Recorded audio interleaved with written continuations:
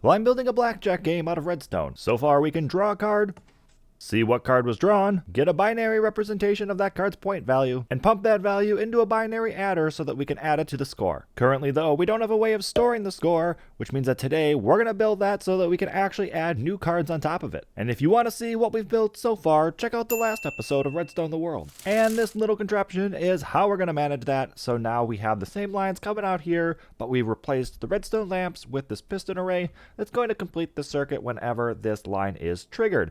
So for instance, if I hit that button, that circuit is now complete, and anything that is powered is going to pass right on through into this monostable circuit, which is going to trigger this piston to push any redstone blocks across to the other side against this other piston array down here, and anything that is over here is going to power the redstone line below it. So whenever we want to update the score, we can hit this button over here first, which is going to reset the score, and then we can hit this button, which is going to then replace it with the new score. So for instance, if I come over here and I replace that one and this one with redstone blocks so that there is now power there, it is simulating that score. So this is already over here, but this button would be hit first to reset the score. This line would then be pushed down, and then you see that these two redstone blocks come out and the two redstone dust below them get powered. Now obviously that needs to be automated, so if we come down here to the chest where the cards are collected, before it goes into that chest it first hits this pressure plate, and that is actually used to stop the water, but it's serving a second function here where when something runs over it, it's going to power this line here.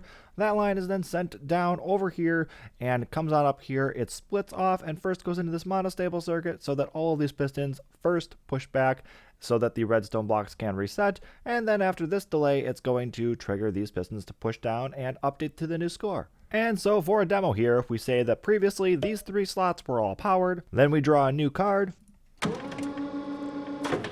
you can see that that was just updated to the new score. We drew the ace of diamonds, which is worth 11 points. That's represented as 1011 in binary. And since we're just overwriting the old score and not actually passing it back into the adder, this will also read 1011. So this is all great. It's a wonderful contraption, but there are two players in this game, which means we are going to need two scores. Right now we only have the one line, which is great if it were just a player, but there is a dealer as well, and we do need to track the scores for both of them. This may look a little bit more torn down now, but we've added a second array down below the other one, or at least the start to one. There will be the rest of them, of course, but now we have two output lines, this cyan one above and the pink one down below to represent the two players, and we can change the turns by toggling this green line here. So when this is on, this piston pushes down, and when this circuit is complete, the redstone dust is going to power this block into this repeater and then off into this array. But when this is up, the redstone line is just going to go straight down here and go into this array. So that'll separate the two scores, and we'll be able to pump those right back into the adder.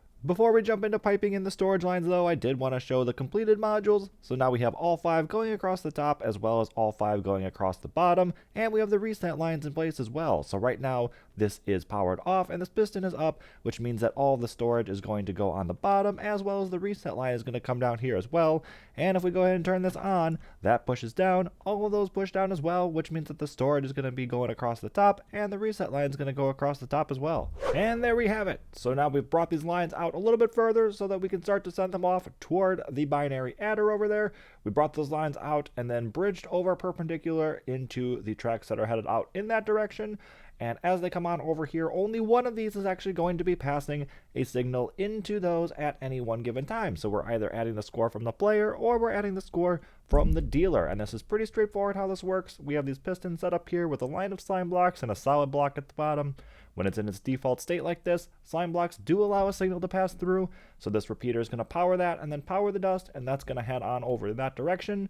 But when it's toggled, now the piston's extended. Power does not go through the extended piston head, but this solid block at the bottom is now in contact with two repeaters. That is going to allow power to pass through, and it's going to follow on right through here, up into that track, and off in the same direction. And then once we're over here, you can see that each one of these input nodes now has one of these tracks going on into it. Additionally, we updated this piston array that houses the last drawn card. Before, it would just leave the blocks out here until I hit a button to reset it and push them back in place, but now we've added a timer across the bottom, just a line of repeaters that's in the max tick that's going to come up here and reset that after that's all done being added. Alright, so let's go ahead and put this to the test. Draw a card.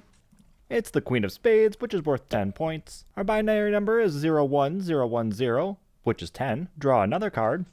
It's the Four of Hearts, which is worth 4 points. And our binary representation is 01110, which is 14, also known as 10 plus 4. So that one's good. Toggle whose turn it is. Draw the second player's first card. It's the Queen of Clubs, which is worth 10 points. Our first player's score has not changed, but our second player's score is now 0-1-0-1-0, which is 10. Draw a second card for this player.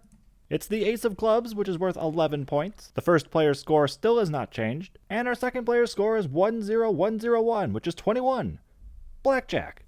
That was absolutely a success. I'm super happy with where this is at right now. If you want to see us printing the display onto a screen, go ahead and check out the next video. But anyway, hopefully y'all have enjoyed. Go ahead and subscribe for more, and I'll see y'all next time.